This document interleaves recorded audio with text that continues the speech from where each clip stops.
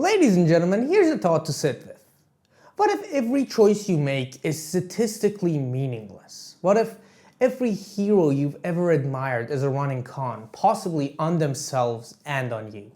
What if every system that claims to be holding the world together is a story? And the story is load-bearing so long as people keep agreeing to tell it. And what if every meaning you've ever felt in your chest is a piece of software your brain wrote so it wouldn't have to look directly at the void?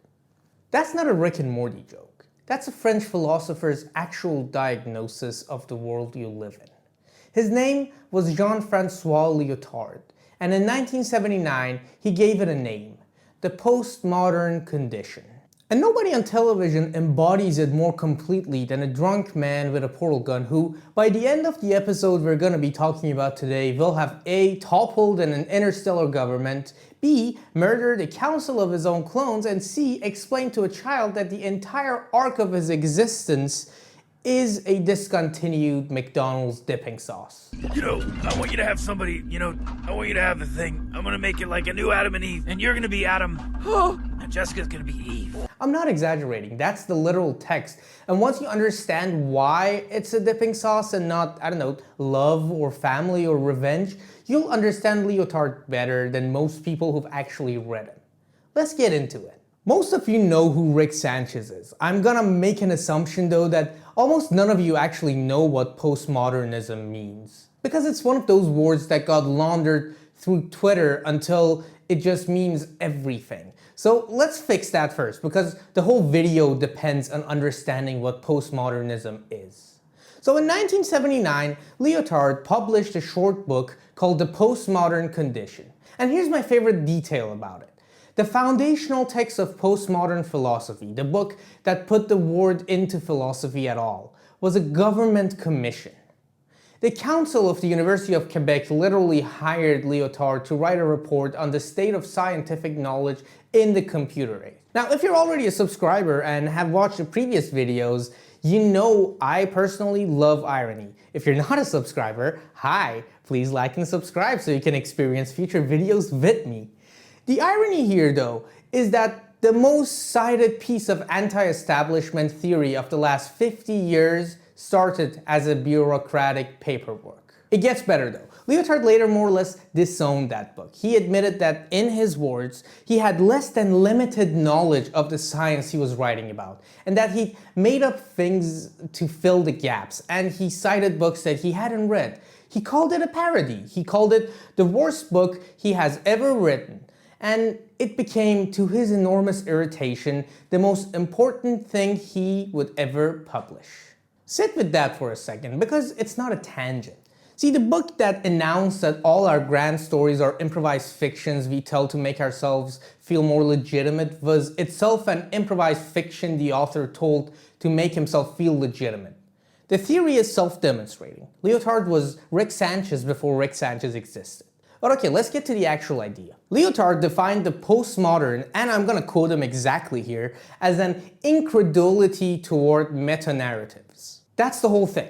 But let's unpack it, because it's a dense little sentence that's gonna ruin your life, or actually liberate you, depending on how you look at it. A meta-narrative, or sometimes referred to as just a grand narrative, it's not just a story, it's a master story. It's this total framework that organizes all the smaller stories underneath. It tells what counts and what is true and which effort counts and what is worthwhile. It's the big ones, right? Science is marching us towards truth, and objective truth for that matter. Reason will set us free. Progress is the direction of history itself. God has a plan. History is bending toward divine justice. The proletariat will awaken. The revolution will come, and history has a destination, and we are walking toward it. See, these aren't just beliefs. They're legitimation engines. They're how a civilization decides that a fact is a fact and a life is well spent. A scientist in 1850 didn't just do experiments. The scientists in 1850 did the experiments inside a story that said experiments will liberate humanity. That story is what made the work mean something. What Lyotard claims is that modernism dissolved those stories, not by proving them false in a lab, but by making them unbelievable. Throughout history, we have seen a so-called divine justice of some people, which was objective in their mind, become the Holocaust. We have watched the workers' paradise and the dictatorship of the proletariat build gulags. We have watched reason and progress synthesize the atom bomb and then drop it twice to decimate humanity. The 20th century didn't refute the grand narratives. It exposed them as these constructions. It basically said that there's simply some human scaffolding holding up nothing but our willingness to keep believing. And here's the trap, the thing that makes it a condition and not just an opinion. Once you've actually seen this, you can't unsee it. You can't choose to believe sincerely again. You're stuck in this incredulity. That permanent, irreversible, I have seen behind the curtain and now I can't stop seeing it, that's the postmodern condition. And that is structurally, atom for atom, Rick Sanchez. The standard read on Rick Sanchez is that he's nihilist because he's depressed and sad. Rick is nihilistic because he's correct. See, Rick's cynicism isn't a mood disorder, it's an information problem. He has traveled every timeline. He's visited dimensions where he's already dead. He's been a pickle. He has seen dimensions where the version of him is literally stupid. You know, Jerry, I'm not gonna tell you that these will increase in value or even hold their current value. The truth is, you bought them because you like them. They have value to you. That's what matters. He has personally watched every system you could believe in collapse under the weight of its own contradictions. Run him against the meta-narratives. Let's run Rick against the meta-narratives though. Religion? Well, Morty literally describes him as he's more like a demon or a super f***ed up god. Science? Rick is science at a level no one else is in this multiverse. And that's exactly why he knows the dirty secret that science doesn't deliver meaning. Science delivers more complexity, more entropy, more questions, and a flask he keeps in his lab coat to cope with the answers. Family? He loves his family. It also guts him that he loves his family, because love makes the biggest promise of any narrative, that something will last. And Rick has measured the universe precisely enough to know that nothing lasts. So here's where I want to complicate the easy version of this video. The version where I could just tell you, Rick is Lyotard, and subscribe. Because there's a tension here, and that tension is the interesting part that we're gonna talk about today. Lyotard was not sad about the death of these grand narratives. That's the thing everyone gets wrong. Lyotard was not writing a eulogy. For him, the collapse of the master stories was partly good news. It cleared the ground for smaller, plural, local stories to breathe. He was weirdly kind of optimistic about postmodernism. Rick is not optimistic. Rick is what postmodern condition looks like when you experience it as a loss instead of a liberation. He turns into this depressive remainder. It's the same diagnosis as Lyotard, except there's opposite moods. Hold on to that though, because it's going to detonate at the end. The episode that we're mostly going to be talking about is Rickshank Rickdemption, Season 3, Episode 1. It dropped on April Fool's Day 2017 with zero announcement. Adult Swim just started playing it on loop. It was, at the time, the least watched episode in the series. A throwaway prank that turned out to be one of the most discussed half hours of the show in history. On the surface, the episode is a regular prison break. Rick is being held by the Galactic Federation, which is an intergalactic bureaucracy that has annexed Earth, put everyone on mandatory pills and assigned them jobs, given humanity a curfew, and weaponized the Eiffel Tower. The Federation is the meta-narrative made institutional. It is the physical enforcement of the belief that there's a correct order to the universe, and that centralized authority is its rightful expression. Civilization, law, progress, it's all wearing a uniform and carrying a gun, and it's enforced by the aliens. Now watch how Rick destroys it, because the method is the entire philosophical point. Rick doesn't lead a revolution. He doesn't outshoot them. He gets to the Federation's central computer and he changes the value of their currency to 0. That's it. One number. The economy collapses in real time. The Federation evacuates Earth overnight, and the whole galactic order falls apart. Here's the Lyotardian part inside of that. Lyotard argued that in the postmodern world, power stops justifying itself through truth and starts justifying itself through performativity. That means you never ask if this regime is legitimate. You just ask if the machine still produces output or not. The Federation's legitimacy was never moral, and it was never real. It was operational. It was a shared agreement that the numbers mean something. So Rick doesn't argue with the Federation. You can't argue a grand narrative to death. People will defend it past all evidence. He attacks the performative layer directly. He breaks the operational metric. The moment the currency reads 0, the shared story stops being tellable. And a galaxy-spanning government evaporates because everyone stopped simultaneously caring and pretending. That's not a plot hole filled with magic. That's a precise dramatization of how Lyotard says legitimacy actually works, and how it actually dies. Power was a story. Rick simply stopped telling it. Everyone else followed him. Before we move on further, I need to tell you something. In the episode, we also spend a lot of time at the Citadel of Ricks, a society built by infinite versions of the smartest, most anti-authoritarian man in the multiverse. They're all gathered and they built their own civilization. But you know what that one person who hates hierarchy chooses to build? The Citadel of Ricks build a hierarchy, a class system, a bureaucracy with a ruling council and a working underclass and show trials and the Soviet Union, basically. That's a dirty secret of the postmodern condition, and it deserves its own video, which I'll eventually make. But even the people who know the grand narratives are fake cannot stop building them. Knowing the prison is made of cardboard doesn't get you out of the prison. And now, the ending. This is a part that almost everyone gets wrong. I mean, even me, to some extent, got it wrong without thinking about it. Hear me out.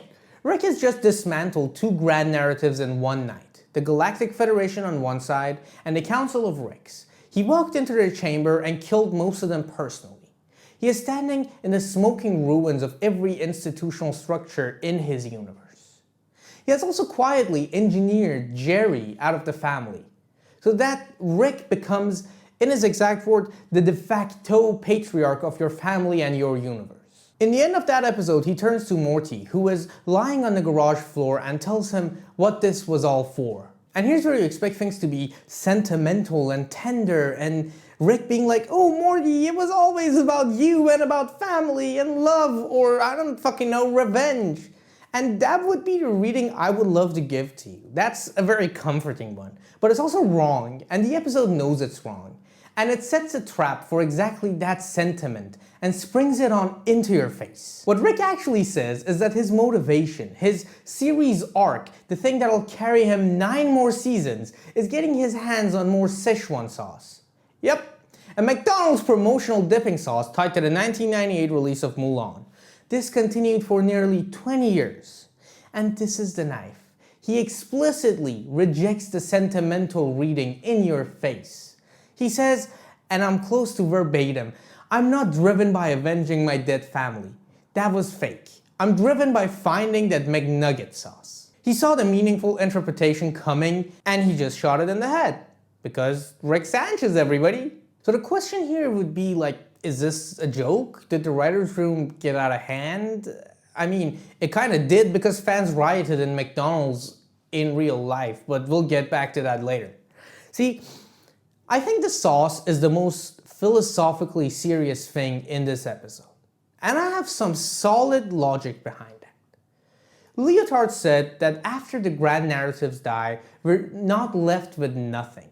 We're left with these petits récits, or the little narratives, the little recitals. They just organize the next 5 minutes. Lyotard thought these were the honest unit of meaning in a postmodern world because they don't lie about being universal. The Szechuan sauce is a little narrative in its purest form. It's very, very genuine actually.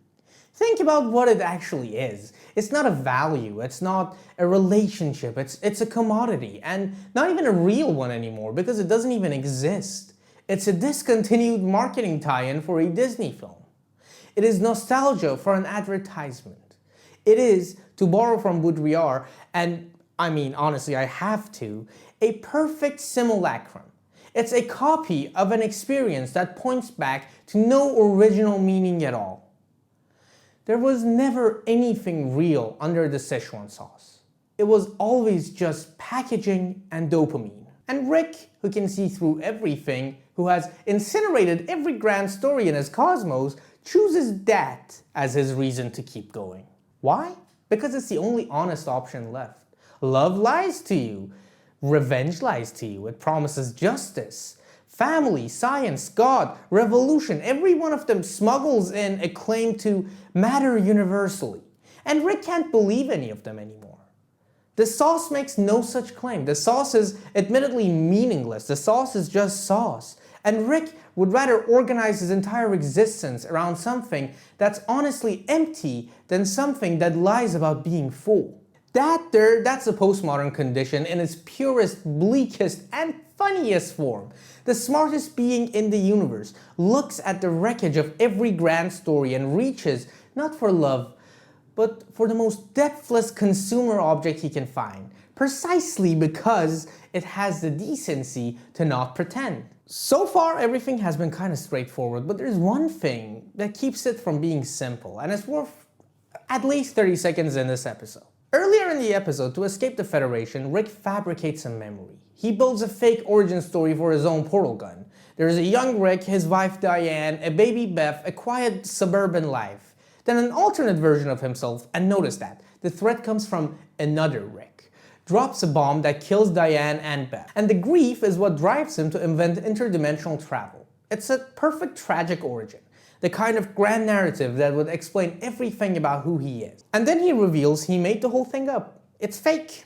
All of a sudden, in a snap. And we were all there believing that shit. But here's the question the episode leaves hanging. The one I want you to chew on. Of all the fake memories he could have built, why would Rick build that one? He's the smartest man alive. He could have fabricated anything. He chose a wife he loved and a daughter he lost. Even his lies are shaped like grief.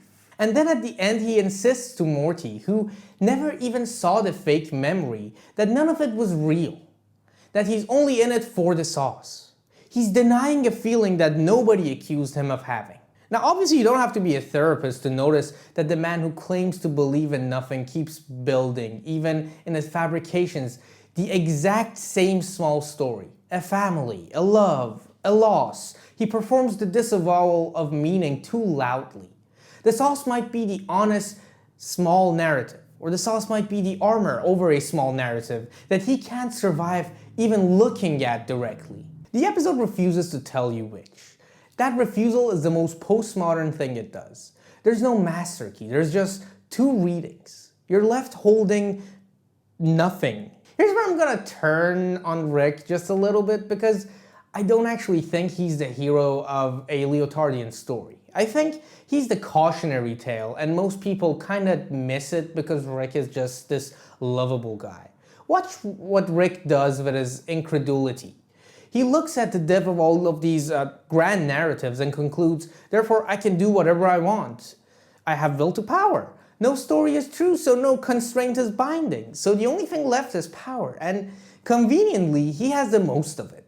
By the end of the night, he hasn't liberated anyone. He's installed himself as the de facto patriarch of a family and a universe. He has turned the collapse of every authority into a justification for his own authority. That's not Lyotard's conclusion. That's a libertarian misreading of Lyotard. The guy who hears, okay, there's no grand narratives, and then translates it instantly into, no one can tell me no. And here's the Althusser in me talking. That move doesn't just abolish power, it just stops naming power. Rick's freedom is just domination that's been let off the leash of having to justify itself.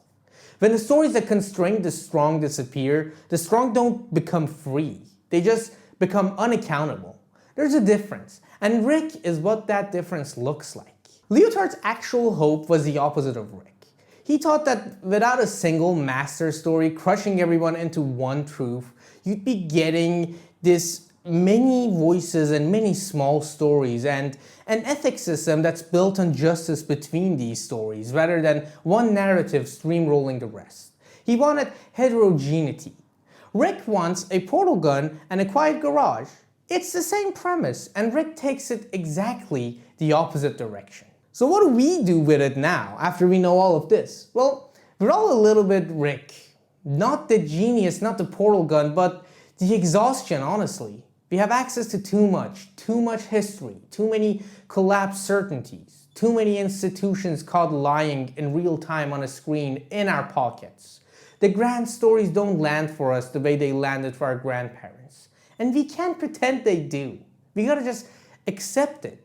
The mistake is to treat that as a license for nihilism, or worse, for raw power. The harder and better answer is the one Lyotard was actually pointing at. It was also, ironically, the one the sauce gestures towards without Rick understanding it. We have to stop waiting for a new grand story to come to save us. We have to find the small thing that actually is in front of us and be honest that it's small. The person on the garage floor, the next 5 minutes, the little narrative that doesn't claim to explain the universe. That's not necessarily hopeful, but in a world that's run out of grand stories, it might be the most honest thing on the menu.